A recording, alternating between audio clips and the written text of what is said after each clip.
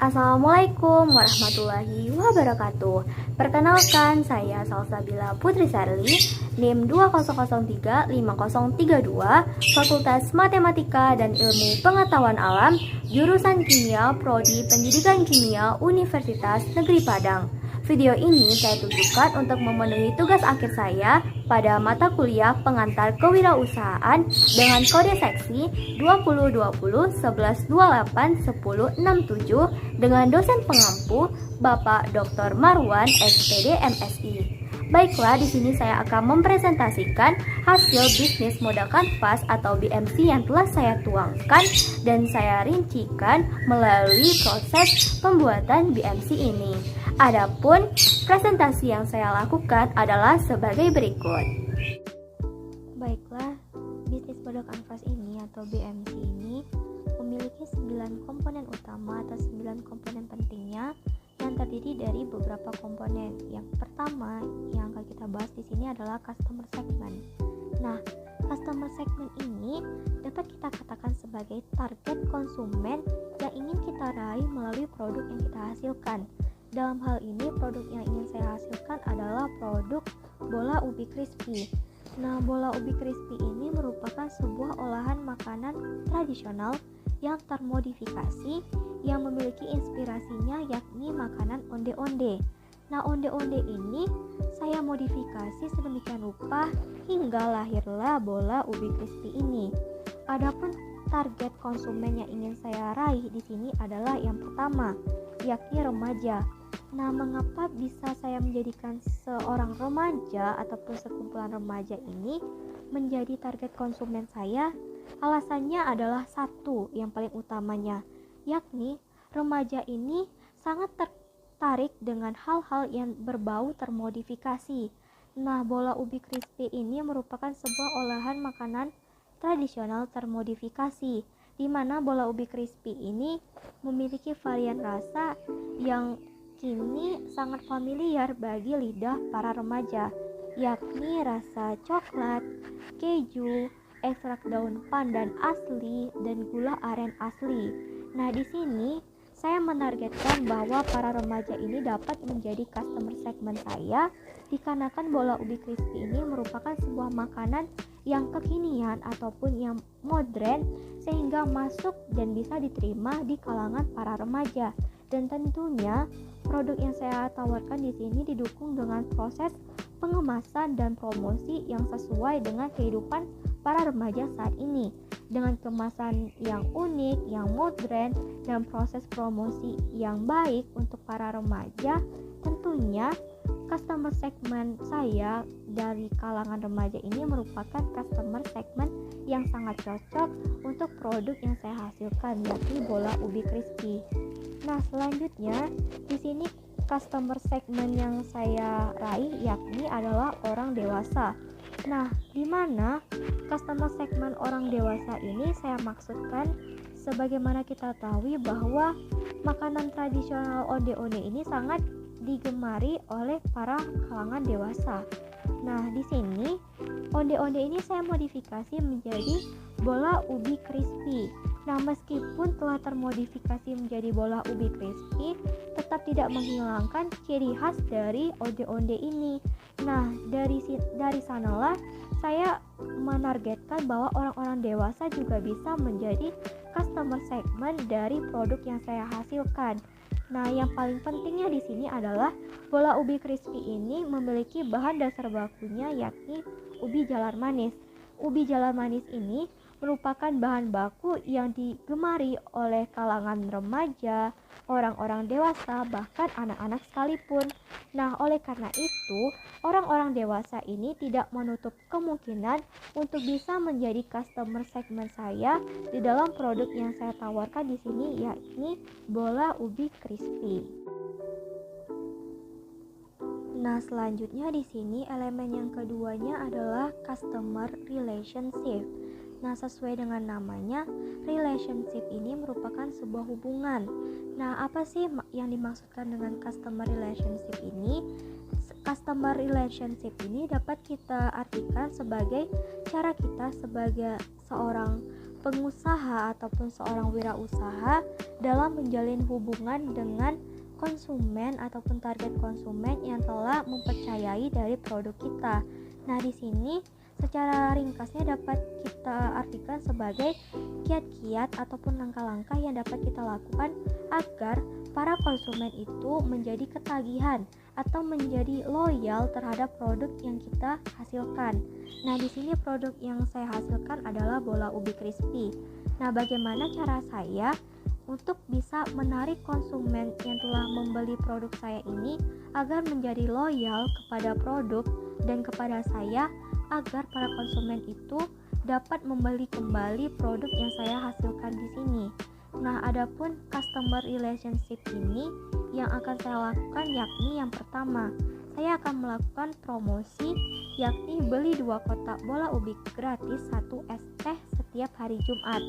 Nah, maksudnya di sini adalah ketika para konsumen saya memesan dan membeli produk yang saya hasilkan yakni bola ubi crispy dengan minimal pembelanjaan yaitu 2 kotak bola ubi crispy pada setiap hari Jumat, saya akan memberikan 1 free es teh pada setiap pembeliannya. Nah, selain itu, saya juga akan melakukan customer relationship dengan cara yaitu menggratiskan biaya delivery dengan minimal pemesanan 3 kotak bola ubi crispy. Nah, di mana ketika konsumen saya tersebut meminta untuk jasa delivery, saya tidak akan memberikan biaya ongkir ataupun biaya ongkos kirim apabila pelanggan saya tersebut atau target konsumen saya ini memesan dengan minimal 3 kotak bola ubi crispy, sehingga biaya yang dikeluarkan cukup dari biaya harga dari 3 kotak bola ubi crispy tersebut. Elemen selanjutnya adalah elemen value preposition. Seperti namanya, value merupakan sebuah nilai, sehingga value preposition ini dapat secara sederhana kita artikan sebagai nilai atau keunggulan yang dimiliki dan ditawarkan pada produk yang kita hasilkan. Di sini produk yang saya hasilkan yaitu bola ubi crispy, di mana bola ubi crispy ini memiliki beberapa keunggulan dibandingkan dengan produk yang lain yang dikenal sebagai value preposition. Yang pertama adalah bahan bakunya terbuat dari ubi jalar manis. Sebagaimana kita ketahui bahwa ubi jalar itu terbagi menjadi 2 secara umum, yaitu ubi jalar biasa dan ubi jalar manis. Nah, pada produk yang saya hasilkan di sini, saya menggunakan bahan baku ubi jalar yang manis, sehingga rasanya pun akan lebih baik daripada menggunakan bahan ubi jalar yang biasa. Nah, selanjutnya menggunakan gula aren yang asli dan ekstrak daun pandan asli, sehingga gula yang dipakai memang terasa legit, dan ekstrak daun pandan tersebut memberikan aroma yang ciri khas dan tidak menggunakan pasta ataupun pewarna buatan. Nah, selanjutnya yaitu menerima pesan antar. Nah, selain menjual atau menitipkan produk yang saya hasilkan ini kepada toko kue lain, saya juga membuka proses penerimaan pesan antar atau yang dikenal sebagai proses delivery. Nah, di mana calon konsumen saya ataupun konsumen yang telah pernah membeli produk saya dapat dengan bebas memesan melalui layanan delivery yang telah saya buka melalui promosi yang telah saya lakukan. Nah, selanjutnya di sini value preposition yang saya tawarkan adalah harga terjangkau dan kualitas bahan baku yang baik.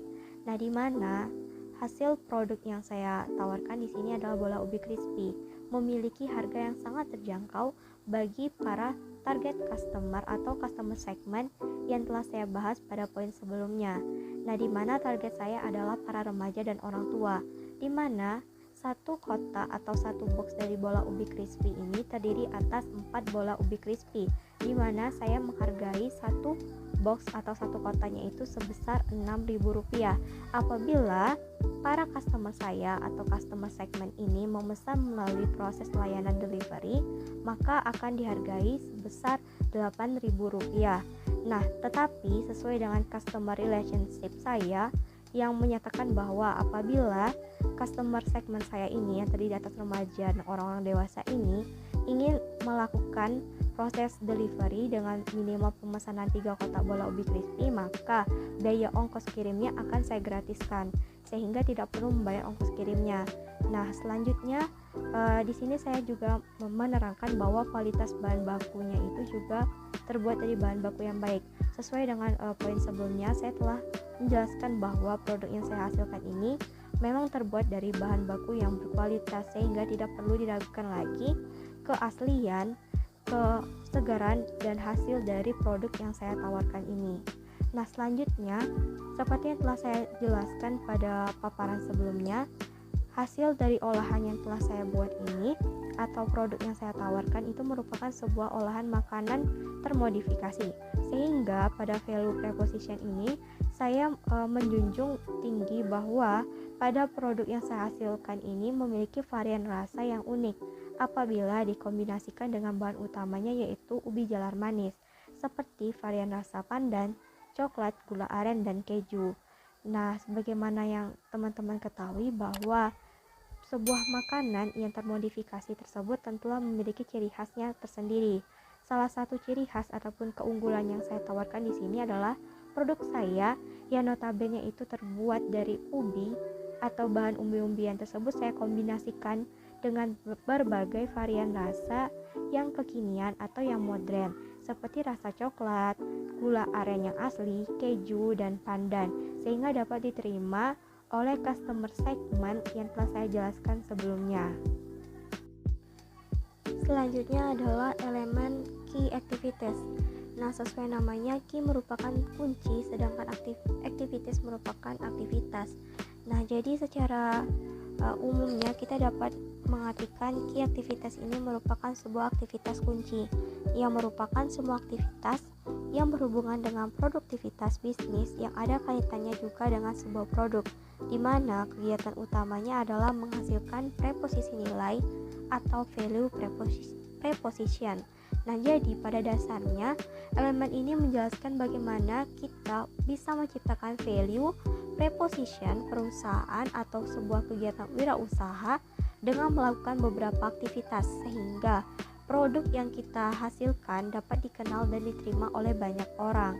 Nah, adapun key activities yang saya tawarkan pada produk yang saya hasilkan yaitu bola ubi crispy, yakni yang pertama, membeli dan memilih bahan baku yang berkualitas dari para pedagang atau petani secara langsung.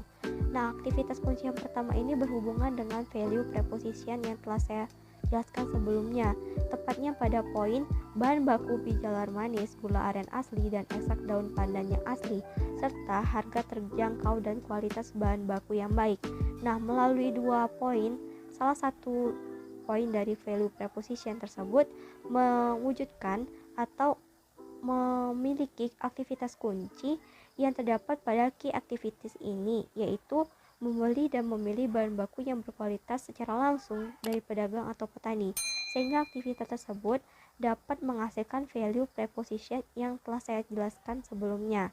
Nah, selanjutnya adalah berinovasi dalam pembuatan produk, di mana key activities ini akan berhubungan langsung dengan value preposition yang menyatakan bahwa produk yang saya hasilkan ini memiliki varian rasa yang unik apabila dikombinasikan dengan bahan utamanya yaitu ubi jalar.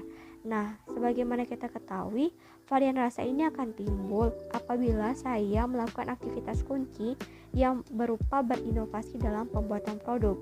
Nah, selanjutnya adalah bagian promosi. Nah, promosi ini merupakan sebuah aktivitas kunci yang sangat penting, di mana promosi ini akan menentukan apakah tujuan kita atau tujuan kewirausahaan kita itu berhasil atau tidaknya, apakah orang tertarik membeli produk kita atau tidak melalui promosi tersebut, sehingga value preposition mulai dari poin yang pertama hingga poin yang terakhir itu dapat terhasilkan. Nah, selanjutnya adalah bagian key activities yang berjudul melayani pemesanan dan pembelian produk. Nah, sebagaimana kita ketahui, produk yang saya hasilkan ini tujuan akhirnya adalah agar dapat terjual pada customer segment yang telah saya tentukan sebelumnya, sehingga tentunya saya melayani pemesanan dan pembelian produk, baik secara langsung ataupun melalui delivery. Selanjutnya adalah elemen key partner. Nah, di mana elemen ini berfungsi untuk pengorganisasian aliran suatu barang atau layanan lainnya. Nah, pada posisi-posisi partner kunci ini bermanfaat untuk efisiensi dan efektivitas dari key activities yang telah dibuat sebelumnya. Nah, jadi secara ringkasnya dapat kita katakan bahwa key partner ini merupakan sebuah partner kerja ataupun mitra kerja kita dalam mewujudkan atau mendistribusikan dari hasil produk kita yang telah kita tuangkan melalui aktivitas kunci yang telah kita bahas sebelumnya. Nah, jadi untuk mewujudkan key activities ini diperlukanlah si key partner ini. Nah, pada produk yang saya hasilkan yakni bola ubi crispy memerlukan dua key partner. Yang pertama adalah toko kue lain.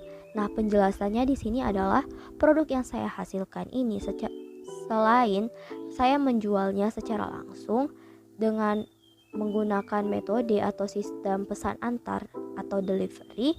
Nah, di sini saya juga menggunakan mitra atau partner kerja saya dalam mendistribusikan atau menjual dari produk yang saya hasilkan, yakni toko kue lain, sehingga produk yang telah saya hasilkan itu akan saya titipkan atau akan saya berikan kepada toko kue lain. Nah, nantinya hasil yang telah didapatkan atau untung ataupun rugi yang didapatkan di dalam sebuah kegiatan wirausaha yang saya jalan ini nantinya saya akan melakukan bagi hasil dengan toko kue lain yang menjadi mitra atau partner dari kegiatan usaha saya. Nah, selanjutnya ada pedagang dan petani. Nah, maksudnya di sini adalah seperti yang kita ketahui, produk yang saya hasilkan itu adalah bola ubi crispy, di mana semua bahan-bahan, terutama bahan utamanya yakni ubi jalar manis, saya dapatkan dari pedagang dan petani, di mana saya sangat menjaga kualitas dari bahan bakunya, sehingga saya melakukan proses pembelian melalui pedagang dan petani secara langsung, sehingga pedagang dan petani juga merupakan partner ataupun mitra kerja saya untuk mewujudkan key activities dan melancarkan dari adanya proses penjualan dari bola ubi crispy yang saya hasilkan. Baiklah, selanjutnya adalah elemen key resources. Nah, key resources ini merupakan sumber daya. Jadi secara ringkasnya kita dapat menyatakan bahwa key resources ini merupakan sumber daya yang kita butuhkan untuk menghasilkan produk yang kita inginkan. Dalam hal ini adalah produk saya adalah bola ubi crispy. Namun secara rincinya, penjabaran dari key resources itu sendiri merupakan elemen dalam bisnis model kanvas yang berisikan daftar sumber daya yang sebaiknya direncanakan dan dimiliki oleh sebuah kegiatan usaha. Nah, tujuan utamanya untuk mewujudkan dari nilai preposisi atau value preposition yang telah kita bahas sebelumnya. Nah, jadi melalui sumber daya ini atau key resources ini, produk yang kita hasilkan itu memiliki nilai jual yang tambah, memiliki kelebihan daripada produk yang lain, di mana kelebihan-kelebihan itu atau ciri khas yang dimiliki oleh produk kita tertuang di dalam elemen value preposition. Nah, key resources yang saya gunakan pada produk yang saya hasilkan yakni bola ubi crispy, yakni yang pertama adalah ada ubi jalar, tepung, gula aren, ekstrak daun pandan, keju, dan coklat. Nah, selanjutnya juga saya menggunakan key resources berupa alat transportasi. Nah, maksudnya di sini seperti ubi jalar, tepung, gula aren, ekstrak daun pandan, keju, dan coklat itu merupakan sumber daya dari bahan baku yang saya gunakan di dalam proses produksi. Sedangkan alat transportasi ini juga merupakan sebuah sumber daya. Nah, sumber daya seperti apa? Merupakan sumber daya operasional. Nah, maksudnya di sini saya untuk melakukan proses transaksi jual beli saya menggunakan alat transportasi. Misalnya, untuk mengantarkan produk saya untuk dititipkan di toko kue lain, saya menggunakan alat transportasi. Dan begitu juga pada pemesanan pesan antar atau delivery, saya sangat membutuhkan alat transportasi ini untuk menghantarkan atau melakukan proses transaksi jual beli terhadap produk yang saya hasilkan kepada konsumen atau segmen konsumen yang telah saya tentukan sebelumnya. Nah, selanjutnya ada bagian alat-alat pengolahan seperti kompor, wadah, kukusan, ataupun wajan. Nah, jadi alat-alat yang seperti yang saya telah sebutkan itu merupakan salah satu alat ataupun jenis-jenis alat yang saya gunakan dalam kegiatan produksi bola ubi crispy saya. Nah, selanjutnya key resources yang tak kalah pentingnya di sini adalah saya sangat menggunakan handphone dan internet. Nah, mengapa demikian? Melalui handphone dan internet ini saya melakukan kegiatan promosi. Nah, di mana promosi ini sangat bergantung dengan handphone dan di internet selain menggunakan promosi secara langsung. Jadi, melalui pesan antar, para target konsumen saya yakni remaja dan orang-orang dewasa ini dapat menghubungi atau memesan produk yang saya hasilkan ini melalui handphone ataupun melalui sosial media. Nah, sosial media ini menggunakan internet dan pastinya handphone dan internet ini sangat membantu di dalam proses penjualan atau proses kegiatan usaha yang saya rintis. Baiklah, elemen selanjutnya yaitu elemen channels. Nah, melalui penggunaan channels ini atau alat pemasaran yang tepat, kita bisa menyampaikan dari value proposition kepada customer segment. Nah, di mana di sini saya telah membahas sebelumnya mengenai value proposition atau apa sih yang menjadi keunggulan produk saya dibandingkan dengan produk lain.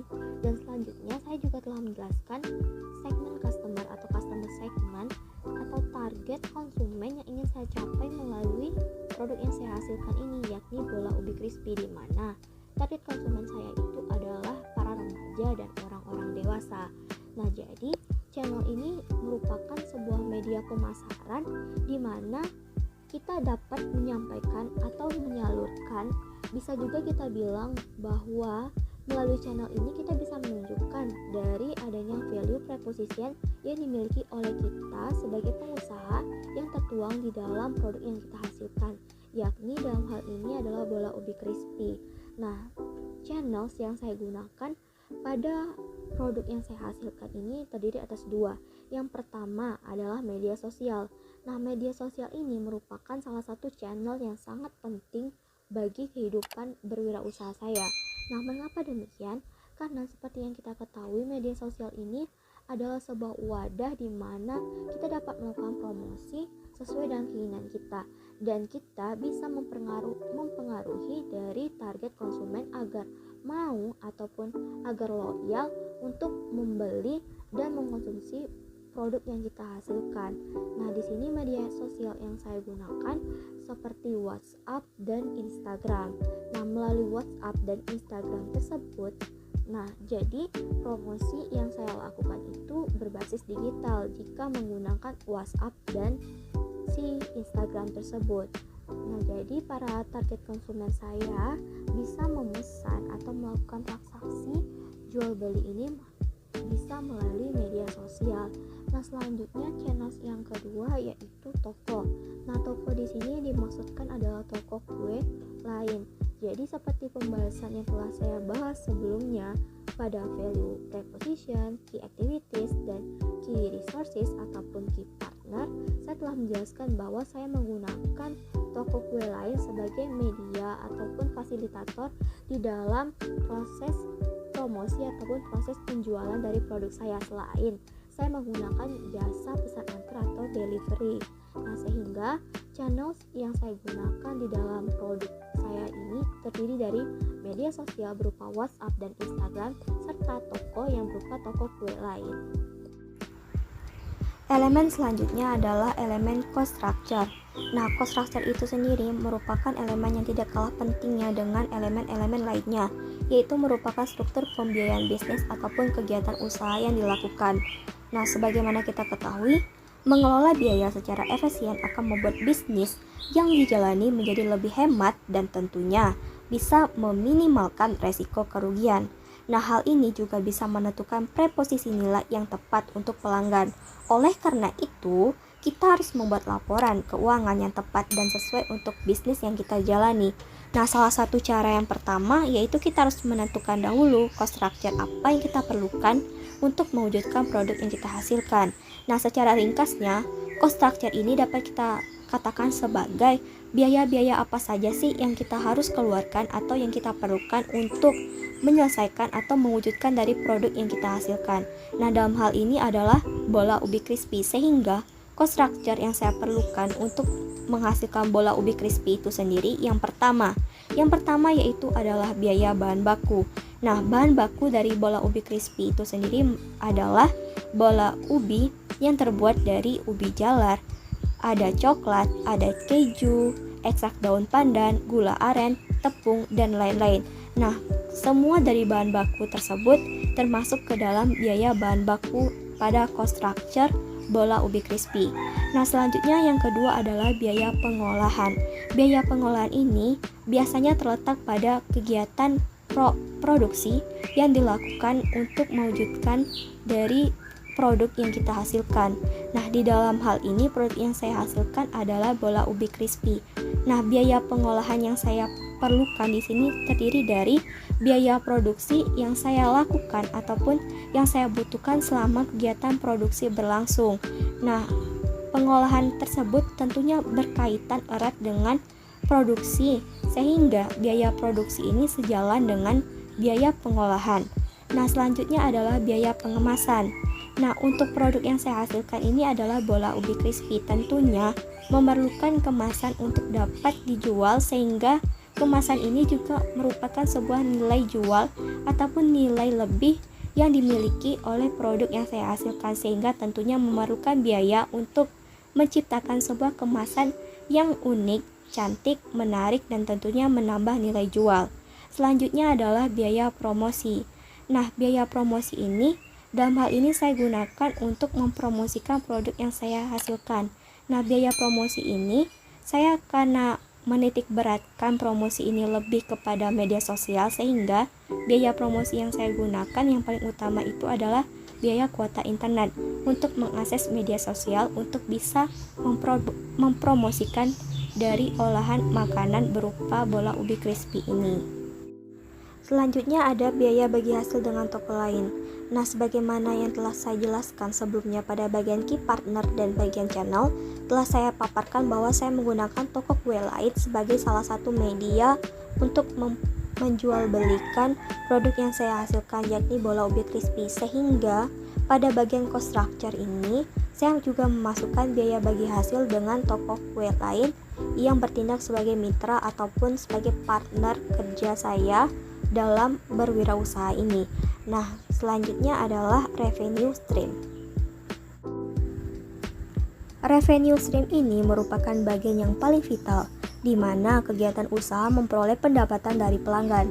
Nah, elemen ini harus dikelola semaksimal mungkin untuk meningkatkan pendapatan dari kegiatan usaha atau bisnis. Jadi, secara ringkasnya, revenue stream ini dapat kita artikan sebagai sumber pendapatan. Sumber pendapatan apa saja yang kita dapatkan dari proses kegiatan usaha yang kita jalankan. Nah, dalam hal ini, produksi ataupun kegiatan usaha yang saya lakukan adalah kegiatan usaha di bidang kuliner dengan memproduksi bola ubi crispy. Sehingga revenue stream yang saya dapatkan di sini adalah melalui penjualan bola ubi.